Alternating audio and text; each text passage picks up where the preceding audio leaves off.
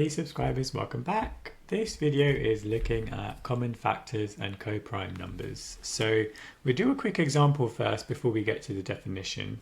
What we need to do is list all the factors of 15 and all the factors of 28 and then see which factors are common between 15 and 28.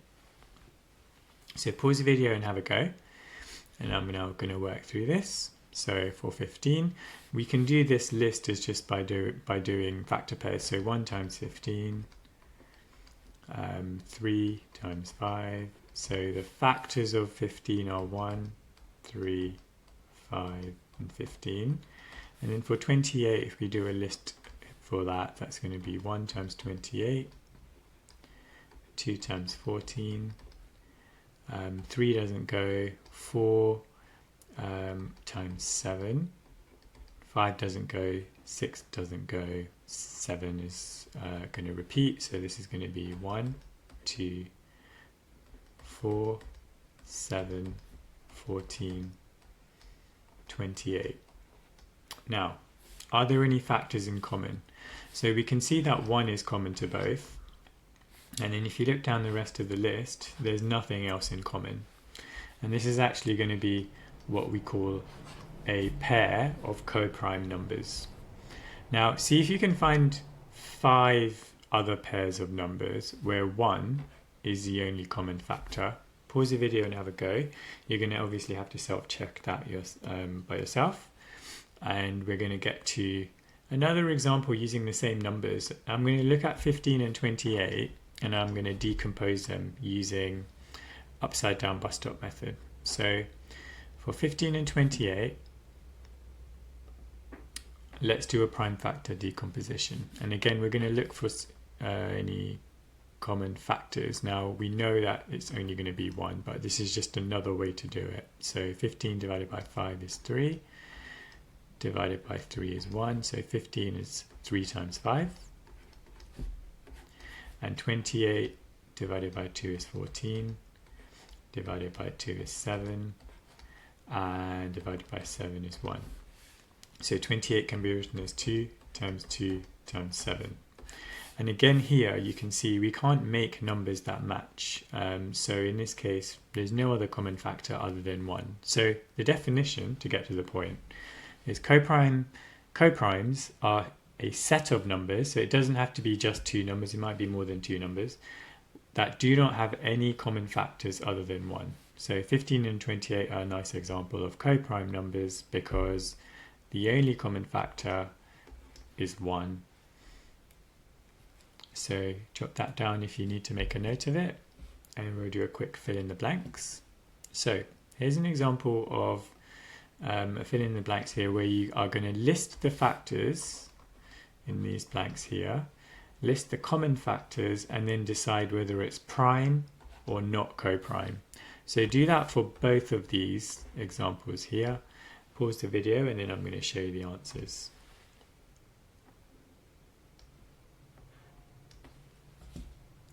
Okay, so let's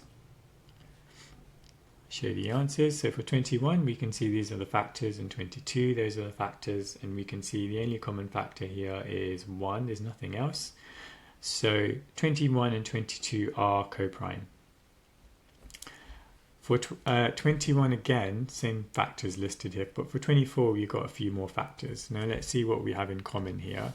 We've got the 1, we've also got the 3, so automatically if we know that there's more common factors other than 1, well then they are not co-prime. Okay, so let's do a few more examples here of deciding whether the following integers are prime or not co-prime. So here's the first question. Pause the video and check, and I'm going to tell you that, well, we know 1 goes into these, 1's going to go into all pairs of integers, 2 doesn't go into these, 3 doesn't go into both. So actually these are co-prime because the only common factor of 6 and 25 is 1. Okay, let's try the next one. Are these numbers co-prime? Pause the video and check. Okay, I'm going to show you the answer here. So for 12 and 21, they are not co-prime because 3 is a common factor other than 1, so they're not co-prime. How about 27 and 16? Pause the video and check. Okay, I'm going to show you the answer. So we can see that these are co-prime because there's no other factors that are common other than 1. How about for 21 and 100? Can you find a number that goes into both other than 1? So pause the video if you need more time. These are co-prime because there's no other common factor. For 3, 7 and 10. So we're looking at more than pairs of numbers. Now you need the common factor for all 3 other than 1, and you may have noticed that that's not going to work because the only common factor is 1. So these are co-prime. Now looking at 3, 12 and 27, can you spot any factors other than 1? I can see that 3 goes into 3, 3 goes into 12, and 3 goes into 27. So they are not co-prime. I'm going to fix that. Okay, so they're not co-prime. And then for the last triplet of numbers, 5, 10 and 17, are they co-prime or not? So we can see that actually they are co-prime because although 5 goes into 5 and 10, it doesn't go into 17. The common factor has to be across all of the numbers in the set. So these are co-prime. Okay, so a quick true or false here. Decide whether these statements are true or false, and then we're going to go through these one by one. Okay, so 2 numbers are co-prime if they have a common factor of 2. So we know that this is false because the other common factor will be 1. So in that case, they are not co-prime. Now I want you to have a look at the rest of the statements and decide whether they're all true or false, and then we're going to go through these one by one. Okay, pause the video, decide whether these are all true or false, and then we're going to go through these. Okay, here we go. So for the first one we've already done, we know that there's false. For the second one, it says 14 and 78 are co-prime. Well, if you can spot any factors other than 1 that go into both, then we can say that they're not co-prime. Well, 14 and 70, you can divide them both by 7, so that's false. And the other factors are 2 and 14, of course. 14 and 15 are co-prime. Now, that's true because the only common factor is 1. 2 times 5 and 3 times 7 are co-prime. Well, we can see that we don't have to work out what the original numbers are, even though they're quite simple to work out. We can just see the factors here. Nothing matches other than 1, so these are co-prime. Co-prime. Okay, 2 times 3 squared and 15 are co-prime. Now let's think about 15 for a second. 15 is just 3 times 5.